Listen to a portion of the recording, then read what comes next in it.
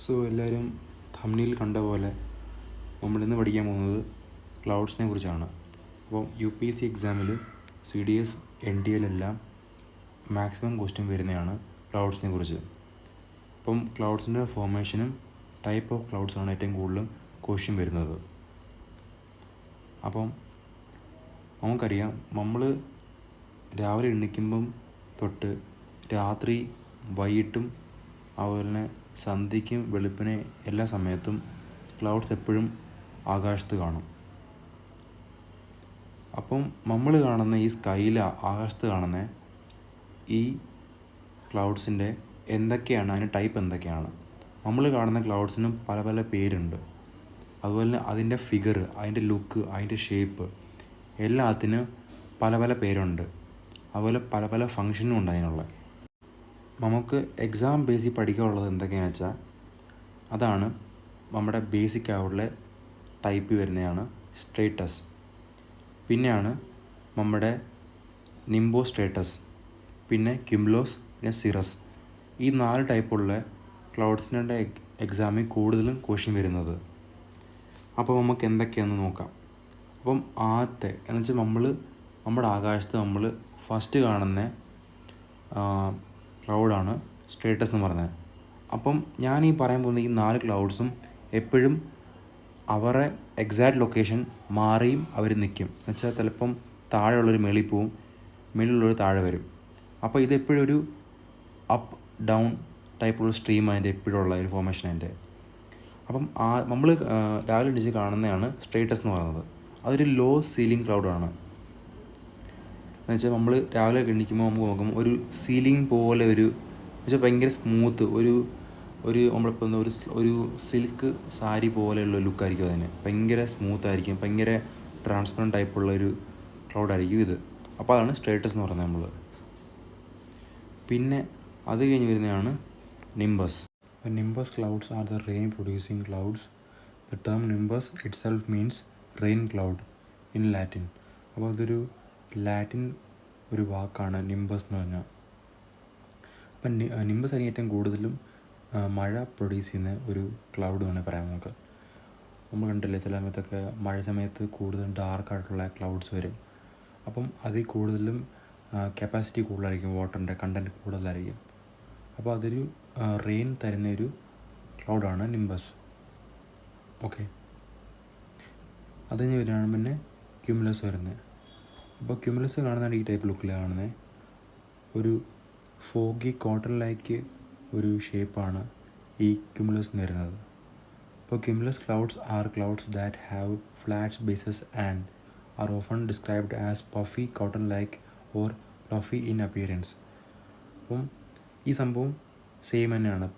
ഇതിനിപ്പം നമ്മൾ ഇതിനെ ക്വസ്റ്റ്യൻ ചെയ്യുന്ന സമയത്തും ഇതിൻ്റെ ഒരു എക്സാമ്പിൾ പറയുന്നത് നമ്മൾ കോട്ടൺ ലൈക്ക് സ്ട്രക്ചറാണ് ഇതിന് പറയുന്നത് നമ്മൾ. അപ്പം ഈ ക്യുമുലസും സ്ട്രേറ്റസും അതുപോലെ നിംബസും ഇതൊക്കെ എപ്പോഴും അവരുടെ ലൊക്കേഷൻ ചേഞ്ച് ചെയ്യും. അവരെപ്പോഴും അവരുടെ ലൊക്കേഷൻ ഇൻ്റർചേഞ്ച് ചെയ്തുകൊണ്ടിരിക്കും എപ്പോഴും അവർ. ഇത് അടുത്ത് വരുന്നതാണ് സിറസ് ക്ലൗഡ്സ് എന്ന് പറയുമ്പോൾ.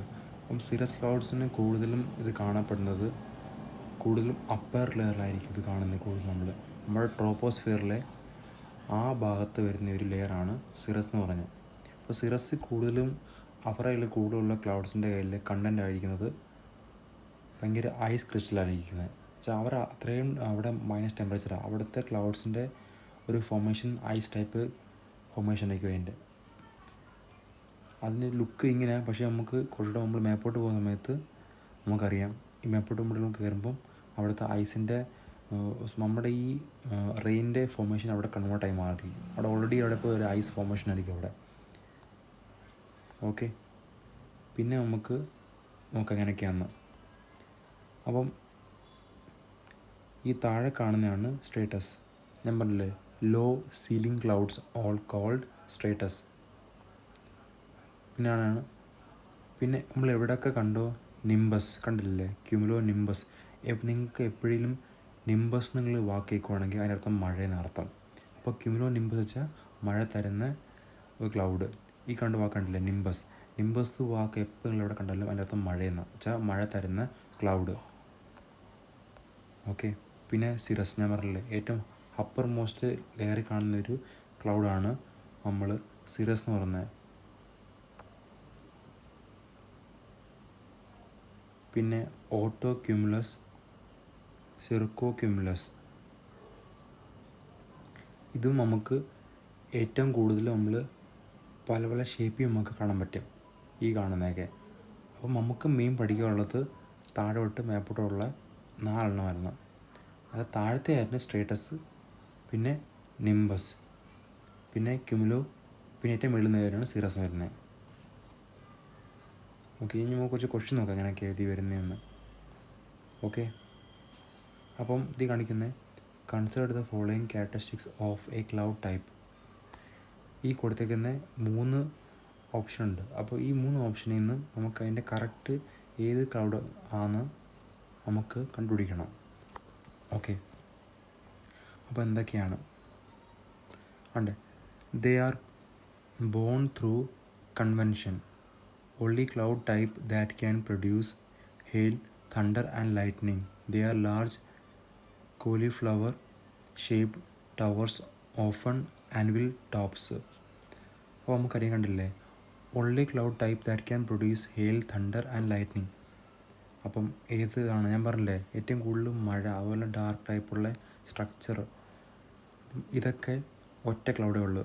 അതാണ് നമ്മുടെ നിംബസ് ക്ലൗഡ്. അപ്പോൾ ഇതിൻ്റെ ആൻസർ നിംബസ് ആയിരിക്കും. നിംബസ് ആണ് ഇതിൻ്റെ ക്ലൗഡ് ആൻസർ വരുന്നത്. ഇനി അടുത്തതാണ് ഇവിടെ വരാൻ പോകുന്നത് ഒരു മാച്ച് ദ ഫോളോയിങ് ആണ്. അപ്പോൾ എന്തൊക്കെയാണ് നോക്കാം നമുക്ക്. ഒന്ന് ക്ലൗഡ് ഫോമും, അടുത്തത് ക്യാരക്ടറിസ്റ്റിക്സ്. ഇപ്പോൾ നമുക്കറിയാം ഏറ്റവും ഹൈയസ്റ്റ് ടോപ്പിൽ കാണുന്നതാണ് സിറസ് എന്ന് പറയുന്നത്. അപ്പം ഈ ഓപ്ഷൻ എയുടെയാണ് ഓപ്ഷൻ 4. നമുക്കറിയാം ലോ സീലിംഗ് ആണ് നമ്മുടെ സ്ട്രേറ്റസ്, ഏറ്റവും താഴെ കാണുന്നത്. ഓക്കെ, പിന്നെ നിംബോ സ്ട്രേറ്റസ്, അത് നമുക്ക് നോക്കാം. പിന്നെ ക്യുമുലസ് വരുന്നുണ്ട്. അപ്പം ഇതിലുണ്ട് ഏതായിരിക്കും?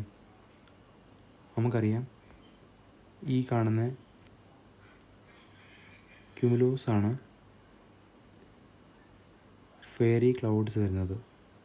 പിന്നെ സ്റ്റോമാണ് നമ്മുടെ നിംബോ സ്ട്രേറ്റസ് വരുന്നത്. ഓക്കെ, അപ്പോൾ എങ്ങനെയൊക്കെയാണെന്ന് വെച്ചാൽ ഇതിൻ്റെ സീലിങ്ങിൻ്റെ നമ്മുടെ ഓപ്ഷൻ ഡി, പിന്നെ 3യുടെ ഫെയർ വെതർ സ്ട്രക്ചർ ആണ് നമ്മുടെ